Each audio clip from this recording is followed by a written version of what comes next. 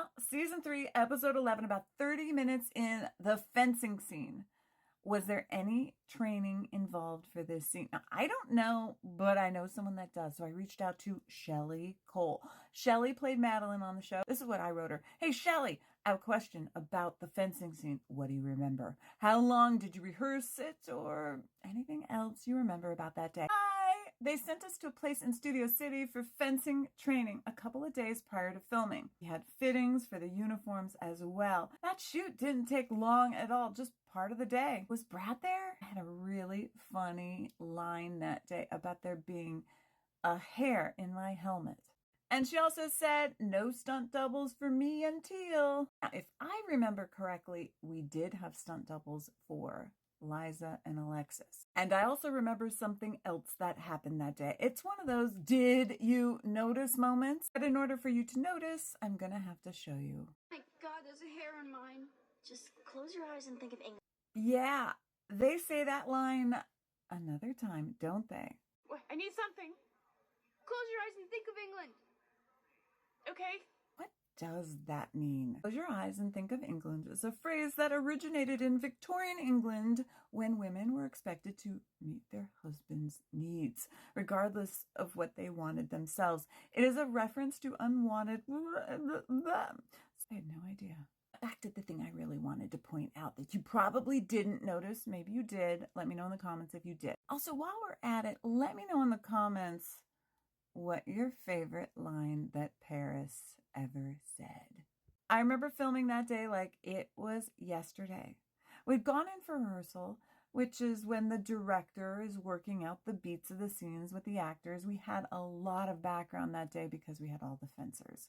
More than likely, all the fencers that were in the scene, except for our actors, were actually people that were part of the fencing studio that they went to go train at. And if I'm not mistaken, I believe that the fencing uniforms that we used belonged to the fencing studio. And if I remember correctly, the studio's name was called Swordplay. They were actually located in Burbank. Carla McCloskey, who was our first AD on the show, had been given the opportunity to direct, and this was her chance. She worked on the show as our first AD from season 1 all the way until the middle of season 3, just a few episodes after this one. A crazy thing happened to her. I'll tell you about it in the end. So we're watching the rehearsal. The actors are performing the dialogue, and then the stunt doubles go in there and do a little fighting sequence. All the background are doing their little fighting as the crew watches. And at the end of the rehearsal, Carla, who is our director, asks if we have more patches to put on the other sleeve of the uniforms. Brenda, who at the time was our costume supervisor, says, no, we only have the amount of patches that we have. Like, these are special patches that say fencing team on them. Carla really wanted both actors to have their patches on the same side to camera when they were in the close-up, when they were fighting. In order to achieve that, we needed to take the patch off of Paris's left sleeve and put it on her right sleeve. And what you might not realize is that she is the only one in that room that has the patch on the wrong sleeve. One of those things where sometimes a director will ask you to do something that just seems so absolutely wrong to the costumes. Obviously, in the bigger scheme of things, no one will notice.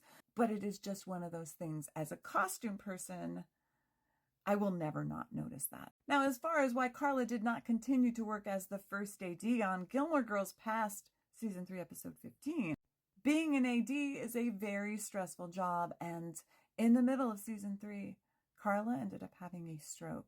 She took a little bit of time off to recover, and when she returned several seasons later, she became our unit production manager for about a season. If you want to hear all about her story, she actually wrote a book called Living in an Alien Body, and it was all about her recovering from her stroke that she had when she was on Gilmore Girls.